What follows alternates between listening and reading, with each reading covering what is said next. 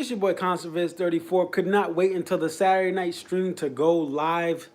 So I'm live right now in the middle of this Flyers Canadians game, and my Flyers are fighting for their life. But today we're going to talk about Stefan Lessard. We're going to talk about the Twitter trolls, and we're going to talk about DMB versus Phish. And I just think this has been something that yet reaffirms a lot of the passions I have about the whole fan base of the Dave Matthews Band and what is realistic and what is not realistic with the band. So what's been going on recently is, Stefan is on Twitter, and he has periods where he will openly talk about some certain things that are controversial about what trolls are saying. And there's times where he'll go on a little break where he's like, look, I just got to live my life without all this craziness. Now, one thing I'll say is I respect that Stefan, at least, he's really like, and again, I follow him, I don't follow him, periods. Right now, in the last 6 months, he's really started to defend this band in a point where you say, look, I got to respect the man for sticking up for what he believes in. So we've had Steve Lillywhite go at the band, throw some little shade over the band, a little mad because the last album he didn't get to promote. And Steve Lillywhite is one of the GOATs. Okay, he's done all sorts of artists. You think of an artist that's in certain genres, and he's worked with them. But in Lillywhite, with what he's done with Dave Matthews Band is amazing. But he threw shade at the band. Fonzie Fonz defends him and points out that this dude, Mr. Steve Lillywhite, spelt Leroy Moore's name wrong. After all of his hate and anger. So he's there. He's killing it there. He's talking to all these people. Oh, why are you guys getting so political, getting mad? And he's sunning them too. Whether you agree with the band or disagree with the band politically, if you're in 2019 upset with the band's political views, you should have left a long time ago. Okay, guys, they have only supported left Democratic candidates, and with Bernie Sanders and Obama and even John Kerry, like they're not changing their tune. They've been consistent. It's just like when some of these Floyd fans are mad with Roger Waters, like, hey man, why are you so political in your tour? Bro, they wrote a song called The Machine. Like, it's just, there's idiotic thoughts and anger that, look, if you are mad in 2019, you're just being outraged to be outraged. So what I'm saying is Stefan has defended the band, rightfully so, when someone needs to speak up. And you know what? He doesn't have to speak up. A lot of artists, when they have these criticisms, they don't speak up. And at least Stefan is speaking up about defending the band, putting the facts where they need to be, and taking times where he is addressing certain things that he doesn't have to address. He's brought out certain gems, certain photos, and certain things that are kind of never before been known to the public. And he's been doing that recently. So the latest this week in Stefan Lessard versus the Twitter trolls, we have certain fans who are upset with the set list. Guess what? Guess who makes videos about being upset with the set list? Me. But at the same time, I have to respect what the band does. It is their band. I am not the professional. If you've seen my other videos, not that good of a guitar. I'm pretty average of a guitar player. So I'm not the professional, they are, and whether I agree or disagree, at the same time, I'm never going to go up to a band member and say, yo, y'all need to do this. That's just like you don't go up to a basketball player and say, yo, y'all need to play zone here just so that you stop the post presence of this team. Like, you don't go up to no, they're the professionals, you're not. Even if they don't play good, they're the professionals, okay? You're not an owner. So that is what I take issue with when these people are publicly attacking Stefan or Jeff Coffin or someone else instead of just sharing their opinion like I do. I respect, if I ever see someone, ever meet the band, I'm not going to be like, yo, play this, play that, play that. And that's what people are trying to do. And Stefan, what he did is he's just trying to really set the record straight in different spurts. He goes in and he does it for a little bit, then he stops.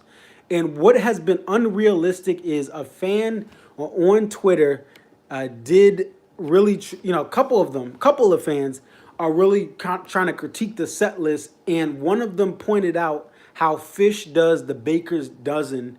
They've done that at Madison Square Garden, where they literally play 13 shows at MSG over a period of time. They did that a couple years ago, and I think they've done it before. I don't quote me on it, but they've at least done it once. They did it a couple years ago because I know people who went to those shows, and they're like, "Well, Phish does this and Phish does that, and their set list is like this." And Stefan is trying to defend the band, stick up for the band, and you have to like. It's not. It's the problem with these people is I always say, let's look at the statistics, let's look at the numbers.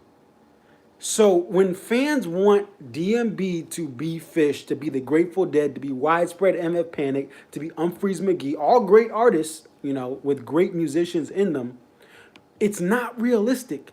And I'm glad that Stefan is pointing this out. He says, he's pretty much saying, I don't care what Phish does. Like, he doesn't care at all. And he made this, he said on Twitter earlier today, because Josh Stack said, Grateful Dead, Phish, Widespread Panic have hundreds of songs in their rotation. Phish and Panic typically go 3 to 5 shows without repeats. Not advocating for one over the other, but rock and roll bands have been around for decades doing this. And then he also tries to compliment them. Well, DMB rocks too.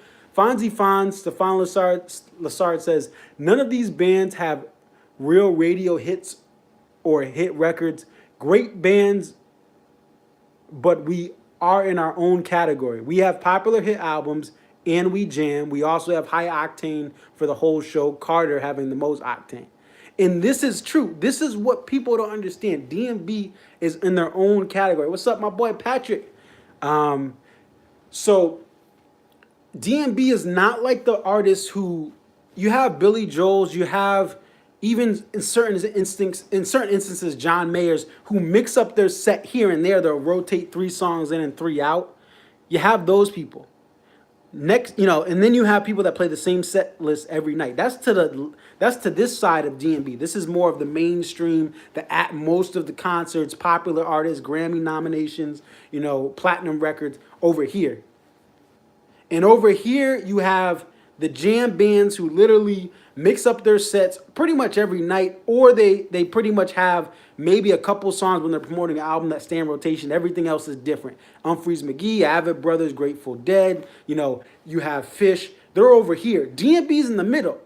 DMB has, just like these people over here, they have the hit records, they have the platinum records, they have popular culture influenced by their songs in certain ways, maybe only a couple of them, Ants Marching, Crash Into Me, even some people, depending on how old you are, some of the older material like Satellite had an impact back when you were growing up. Some of the people my age, I'm 28, so some of that stuff I was still too young for. People younger than me, that doesn't influence them. So you have that, you have the hits, you have that's part of DMB, but the other part of it is they jam. Now, yes, the jams, they don't really have as much variety as an Humphreys McGee jam. Anytime you hear Mantis, anytime you hear Day Nurse, anytime you hear something from Humphreys McGee, it's different. Pretty much, there's 4 or 5 different types of jams. There's like different signals that the fans make. So DMB is stuck in the middle. But what Stefan is saying is we're not Phish.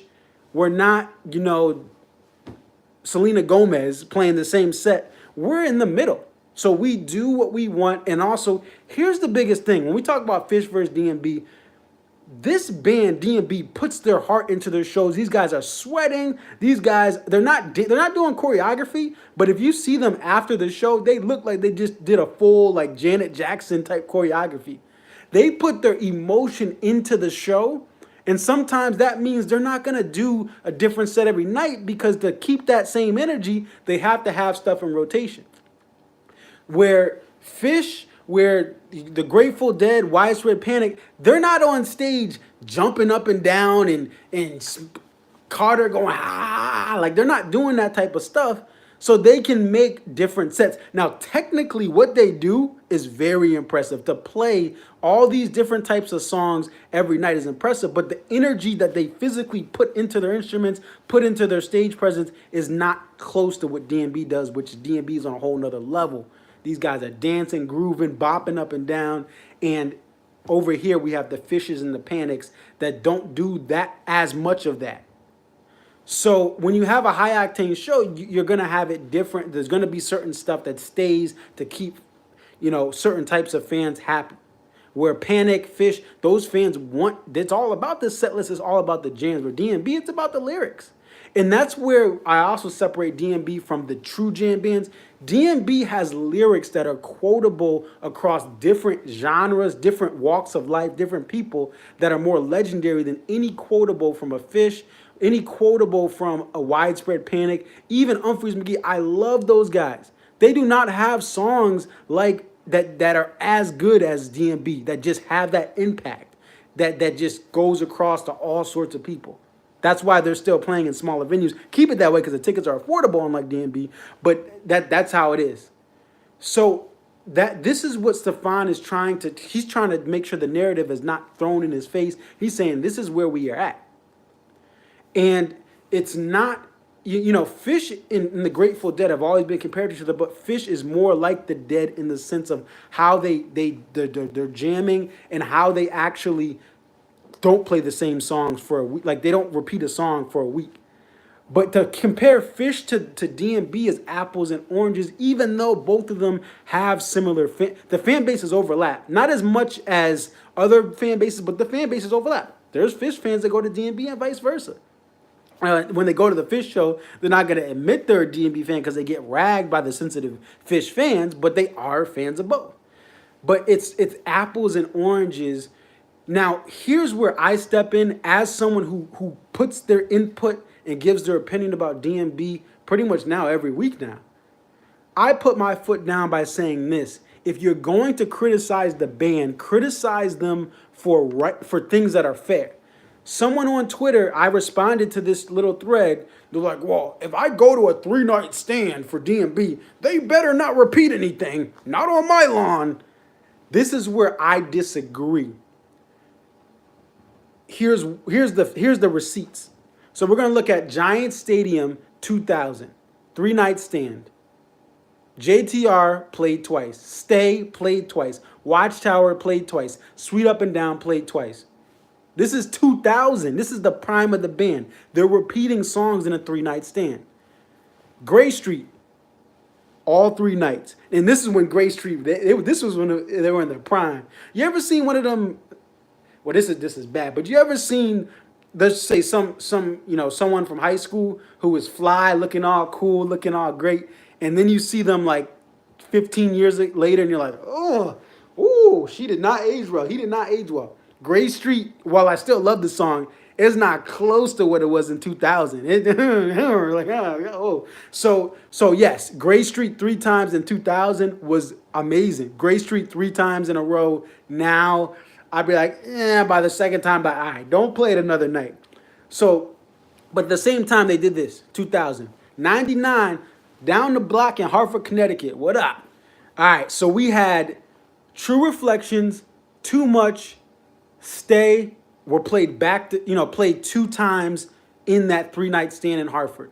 The Stone, Jimmy Thing, Crash Into Me. Oh no, those are back-to-back. True Reflection, back-to-back nights. Too Much, back-to-back nights. Stay, back-to-back nights.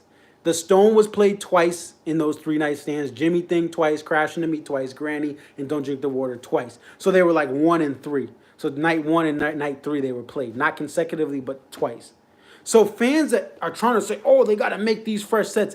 DMB has never done this. And in 99 and 2000, they had 3 official albums, 20 plus songs that just covers and miscellaneous things that they could play. That's like another, 3 albums almost. They've had all this material, but they still played the same material. Gorge 2008, let's go. All right, I'm a senior in high school. I'm graduating. Okay, 3 nights of the Gorge. So Damn Lucky, 41 and Cornbread. Played multiple times in these shows. Gorge 2012, Mercy, all 3 nights. And you know how I feel about Mercy. Sorry, Dave. Sorry, Stefan, if you're watching this. I love the message. I don't like the 15-minute version of this song, okay? It just, the piano, dun, dun, dun. I'm just yawning. I'm just chilling. But Mercy 3 nights, not what I like, but hey, that's what they've been doing. This is 2012, Away from the World. That Girl Is You played back-to-back nights in 2018. Samurai Cop last year in 2018 for some of the 2-night stands played both nights. Again and again, the first and last night of 2018. So when people say that, I want you to be Phish, I want you to be Widespread Panic, outside of Weekend on the Rocks, this band has never said, let's unleash the entire catalog for 4 shows in a row. They've never done that. Dave and Tim never done that. Dave and Friends with Trey there, which I know it kills Phish fans who hate DMB that Trey played with Dave there for an entire tour period there. But it's never been the case. Now here's where again I'm still stepping in. My foot is still down. This is what you can critique about the band, but don't yell at Stefan because also he doesn't write the sets. It's Dave. Dave writes the sets. This is where you can critique the band that the songs that are in rotation in 2019, not all of those are on the same level as a JTR when it was played all summer, when Sweet Up and Down was played all summer, when Sugar Will was played all summer. And people complained about Sugar Will being boring back in the day, according to my sources, because I was 14, just dreaming of playing professional hockey as a youth hockey player, watching Yankees, Red Sox nonstop for those summers there in the mid 2000s. But people didn't like Sugar Will, especially without Carlos Santana. When they were just the full band, they slow and boring. Not everyone, but people said that. But these were the songs in rotation back in the day. Those songs you could argue are superior to, oh, we get 7 for the 700th time. Don't Drink the Water in 2019. This is an example of, again, in high school, you was the man, homie. What happened to you? Don't Drink the Water in 2019. Too loud, too fast, in my opinion. Too loud and too fast, and it doesn't have that acoustic vibe that it had back in 98. So you can argue that even this old classic it didn't age well to me. Now, many people still love it. Oh, yes, I will call this home. Like, nah, I just, I just think maybe if you change that up, you fix it, I would love it more. But if it plays in a show, I'm going to listen. I'm not going to be like, I'm Genesis guy, prog rock guy from the 80s. Where's Peter Gabriel? Who's this Phil Collins? All right, I'm going to stop. I'm getting too hyped up right now. But the point is, you can argue that certain songs, The Stone, forget anyone seen The Bridge, anyone seen Don't Drink Isn't Fun Anymore. Right. It does. It's not the same as it was. So that's what someone just said on the comments. Thank you for sharing the input. But The Stone, where again, what did I talk about? Hartford 99. The Stone was played twice. If The Stone was played twice, if I went to 2 shows and The Stone was played both nights, I'm happy. That's my money's worth. I'm getting that's awesome. Typical DMB. Oh, that's your YouTube. Hey, how's it going, man? I was like, who is Lunk? I was like, what is that? But yeah, like I was saying, if certain songs, if Sweet Up and Down, if JTR is played, what's up, yo, typical dude, thanks for the support. You're always, when I tag you, whatever, you always are sharing my stuff. I appreciate you sharing my music, my comments on your platform. And I can't thank you enough, typical DMB. Hope to see you. We'll talk close to the shows, but Hartford, and I know you got tickets, and if you're going to Mansfield, too, we gotta link up again because it was fun at Mohegan. But anyway, so like I said, the songs that were repeated back in the day were just so. I mean, those are just it's in your prime. It's just like and I always love doing this basketball or football or whatever. If you have a basketball player like Vince Carter, his 360 jams back in the day, his dunks, his aggression, even though he did the same stuff every night, it was better back in his prime than it is now. But all I want Vince Carter to do if he's on my team is just get us 15, 20 points. You can't dunk like you used to. Take jump shots. Don't go to the hole as much. Your legs ain't as good. Oh, you got John Dick's got it tonight. You lucky son of a gun. I got it no times. No times. I've got a lot of mercies and sevens and you and me's. That's what I've got. But yeah, like I said, if Vince Carter puts 15 to 20 on the point, if Jason Terry gets a 5 assists and 10 points, maybe I'm a little off with all these stats. But my point is, all I want DMB to do is my hopes is just get a couple of these game breaker songs and get the Stone in a little more time of the season. I like what they're doing with that, bringing that in a little bit more. You never know. I applaud them for rotating that in because it's a very underrated song. Love it. They did the Kill the King and Break Free for just a little bit in the fall. Fall. It was winter weather here, but it was the fall. That's all I'm asking from this band as my hopes. Just like my Flyers right now, all I'm asking, look, y'all don't have to be from first place. Just make it to the playoffs. Just have consistent play. I treat my sports just like I treat my music. And I respect the players, okay? I respect the coaching, even if they have different philosophies, even if they have to be fired. You know, I'm going to let the management do that. But I respect DMB and the artists they are. Um, Yeah, I know you were waiting for that typical DB when we got it at Mohegan to kill the king, and that was my first time. But that was awesome to get that, and it just sounded so crisp. It was like it's like you imagine what a song's gonna sound like. Sometimes it doesn't always live 100% up, but kill the king, the stops, the goes, the mix that we had in the back. I mean that was a great thing to hear. But yeah, like I said, I have these hopes, but you have just guys. We have to be realistic. People are expecting this Phish, and these are the trolls. I know it. They're the trolls. They're this. They're that. Like that. But Stefan is following up. But there's a lot of people that think like this, even though it's not the majority of people, but they do think like this. And I feel like DMB is like we explained. There's people that are more popular and have more platinum records and more sales and more mainstream, and you have people that are on the other side more jam band. My opinion, I feel like I'm in the middle too. I think that the band should bring back certain stuff, certain sound and arrangements. There's too much horn sometimes. There's too much sax at times. There's too much Jimmy thing at times. So I think that on one end, I think certain things can be improved, just like the people who critique and are really OD mad at the band, and some don't even go to shows. But at the same time, there's other people that say, oh, you have to love every single second of a DMB show. Like, oh, you have to love every... No, no, that's not true. You can fake yourself into thinking that. You can drink your own Kool-Aid, but that's not true. You can't just like every second. But I defend those who on both kind of who are in the middle with me, even if they differ here or there for songs or two, but it's you can't love the band 100%, but you can't say, hey, I want this band to be Phish. Hey, I want Steph Curry to go in the post and be Shaq Diesel. I want him to get 15 rebounds. You know, stop shooting threes. You know, your best trait. Stop crossing people up. Get in the post. Get in the paint and guard LeBron. Like, you can't expect Steph Curry to do that. But people are expecting this band to move mountains at such a late era in their career. They still have many more years, you know, Lord willing, that they stay healthy. They have the desire to tour. They could still tour for 5 to 10 more years, if not more. It's a lot of it's on Carter, a lot of it's on Dave's voice and the rest he gets. But they can still do another 10 years. I mean, you have the Stones are still out there. They out here. You know, you still have, the Who out here. You know, those who were some remaining members. Greg Allman, you know, I got the poster behind me. The homie was killing it. I saw B.B. King at 80 sit in a chair. Look, Dave can sit in a chair. I still would love his shows. His energy would still be amazing if he had to sit in a chair because he was 80. So they can play for, they're still not at the end of their career, but they still aren't at 2000. They're not at 99, 2000. So you have to change your expectations. Otherwise, you're going to be disappointed. Okay?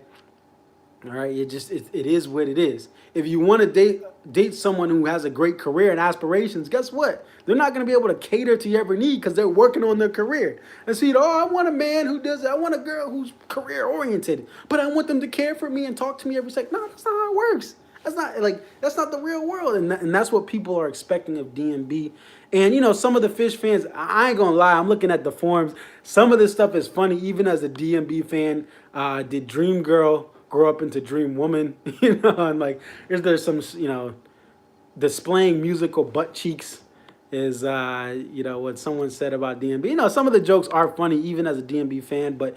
Phish fans, and a lot of the Phish fans on here understand. Look, they're saying, I don't like DMB, but look, you got to respect the game. You got to respect what they do. I don't like DMB, but they've never been like this. Or, you know what, I don't like DMB, but look, Phish was always compared to the Dead, we get mad about that. So how can't you see it from the shoes of a DMB fan? And then one of the guys said something about, not a DMB fan, but I can understand the frustrations of some of the fans. The Stones not played as much. Other songs aren't played as much. And he's right. That's our frustration for those who want to see that in more rotation. But again, I think most of us, do respect the band. These are again the trolls. These are the squeaky wheels that are getting pointed out by Stefan for good and for bad. It does encourage them.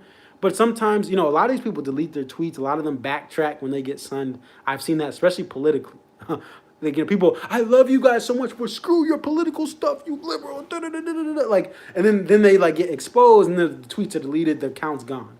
So, they people do succumb to the pressure, or they were just trolls or bots. So, like I said, I love DMB. There's certain things I would like improve, but I think that people are not realistic. But that's all I got for today. Definitely like, comment, subscribe. I will be back on for my Saturday night stream, hopefully this Saturday at some point, and have a much longer time than 25 minutes. But I want to end this so it's at a reasonable time, under 30 minutes. Thank you for the support. Typical DMB, John Dix, Patrick Brewer, my guy. Thank you guys for the support. I do not take any of you guys for granted. At ConsertViz34, Twitter, Instagram, there.